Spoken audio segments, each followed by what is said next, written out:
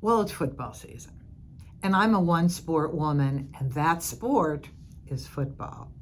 So as I watch the games, two things impress me. First, the fact that I'm watching a game where people get beat up.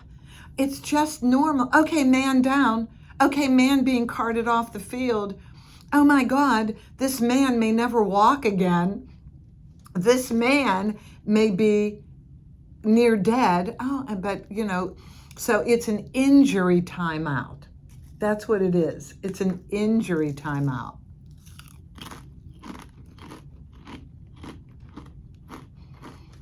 What do? We go get food. Right?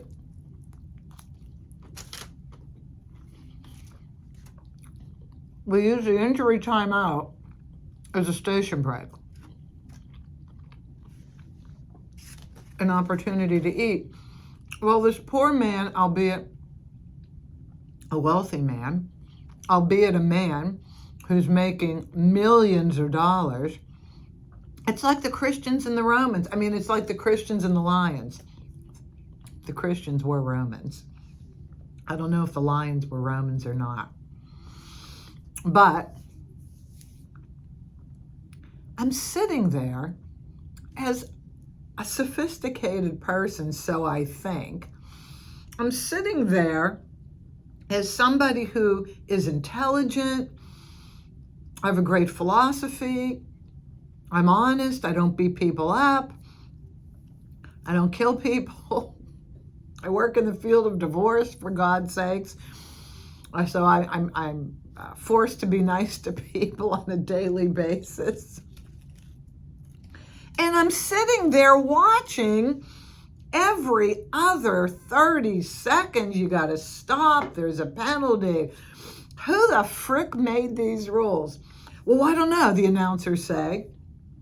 The elbow, was it down? Where was the ball? And they analyze inches. Okay. So I'm watching this, loving it. I don't do anything on Sundays with people. I've had several people ask me to do things recently on Sundays. One of them was going to the Four Seasons Sunday brunch, my favorite place of all. I said no. It's football Sunday. As a matter of fact, sandwich from yesterday.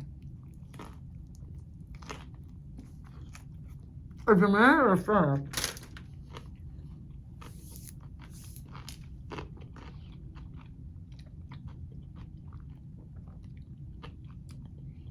I used to.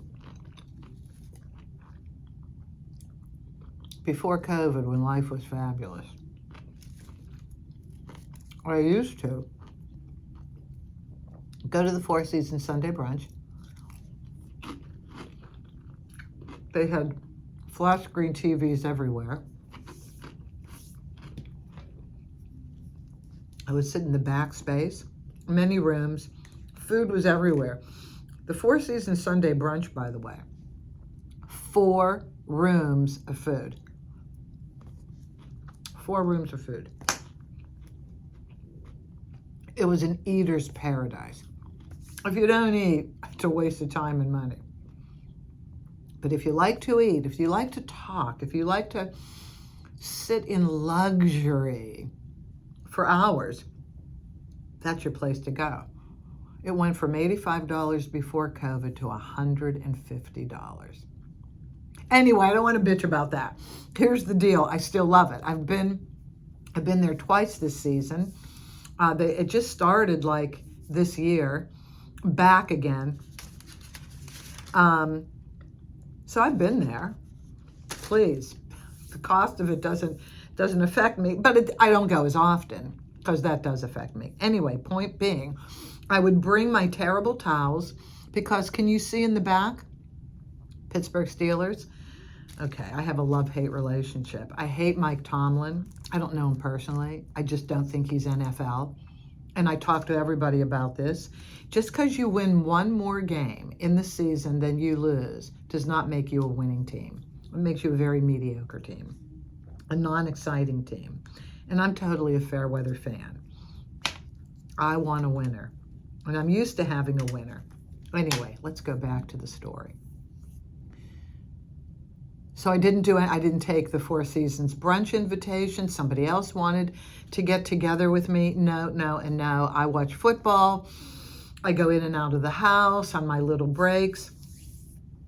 But as I'm watching football, the two things that struck me were, I can't believe I'm literally watching people almost die for money. Well, for the love of the sport and for all the money they make. I can't believe I'm watching this. And on the other hand, I am amazed at the announcers. Oh my God. These people raised talking to an unbelievable art form. These people can conduct conversations in present time beautifully. And people are listening. Millions of people are listening. You have to get it right. How they know exactly what's going on, like right as the play is happening, always astounds me. But I'm watching the football game Monday night, and I'm thinking about Troy Aikman and Joe Buck, like two of the, most regaled sportscasters, commentators. And in these little teams, one person calls the game, one person gives analysis. And, my favorite team right now is Chris Collinsworth and Mike Tirico. Now, Mike,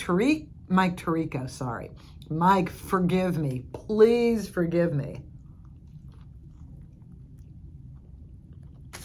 Mike was the commentator. Excuse me, I must pair the hoagie with pickled potato chips. And they fall out of my mouth. But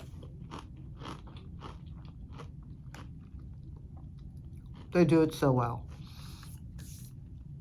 Mike Tirico and Chris Collinsworth's former broadcast mate, Al Michael, I love the way they call games. They punctuate. They're on top of it. They're exciting. They're knowledgeable. And then Chris Collinsworth, Troy Aikman, other people, they come in and they talk about, the backstories of all the players and what they go through during the week and analysis. But they're amazing communicators. That's what I find wonderful about listening to football. But you know what? You can do this with baseball too. I used to be a baseball fan, Pittsburgh Pirates, when they won the 1960 World Series. I listened to it on the radio. I was just a kid. I was 8 years old. I listened to the Grand Slam. Bill Mazeroski, bases loaded. Bottom of the ninth, won the game. This is so exciting. Sports is so exciting. If you don't like sports, that's fine. That's your preference. No criticism. But sports allows you to think outside of yourself. That's why I love sports. It's exciting. These are very disciplined people. These are specially skilled people. It doesn't matter what sport you're in.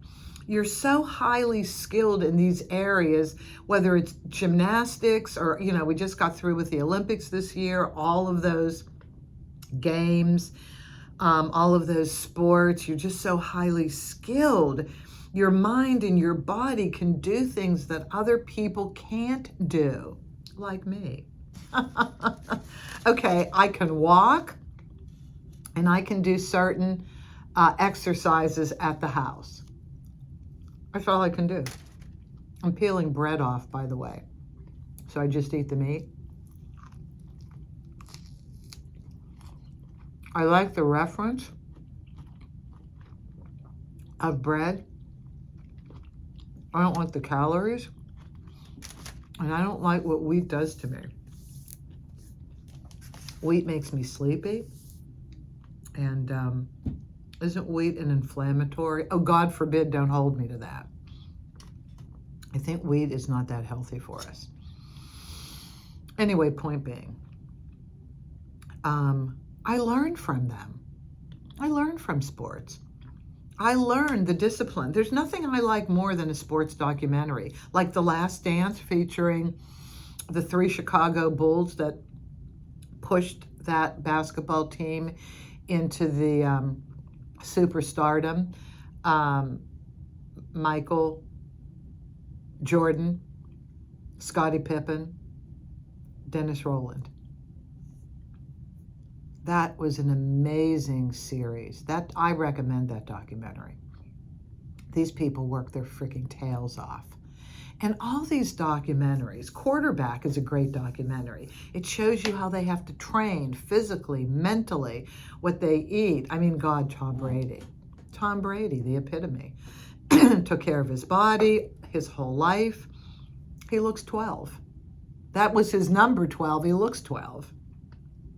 Yeah. I marvel at what these people do. And then they deal with failure. You know, you're in front of millions of people via television, hundreds of thousands, whatever, in a stadium. They fail, they get right back up. They mess up a play, they have to come back and do the right play. I mean, it's quite amazing what these people do. And so I just use these sports people as my personal heroes to say, come on, Jude, you know, maybe you screwed up in a mediation, divorce mediator. Maybe you said something you wished you hadn't said. Maybe you didn't say something you wish you had said. Maybe you forgot to check a box on a form and it got rejected. Humiliating, by the way. That is absolutely humiliating when that happens. I hate it beyond belief. I feel like an idiot. You got to get right back up. You apologize. Coleslaw.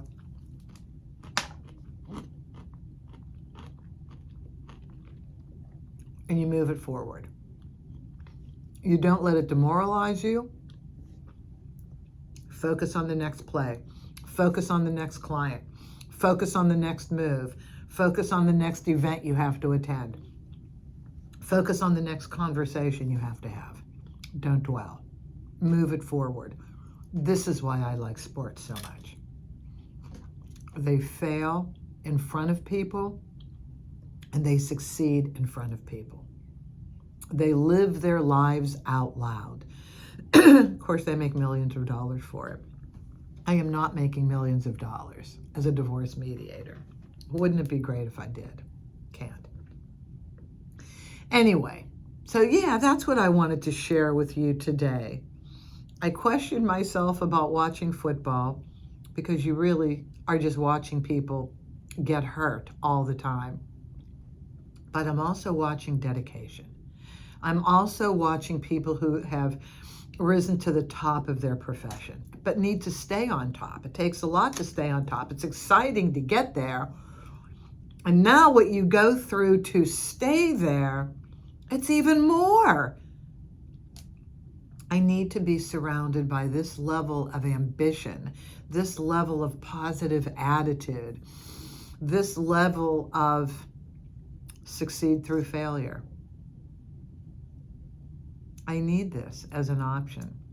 So, yeah, just wanted to share that with all of you. And you may share your point of view with me. And never forget, whatever I eat, I'm eating it all for you.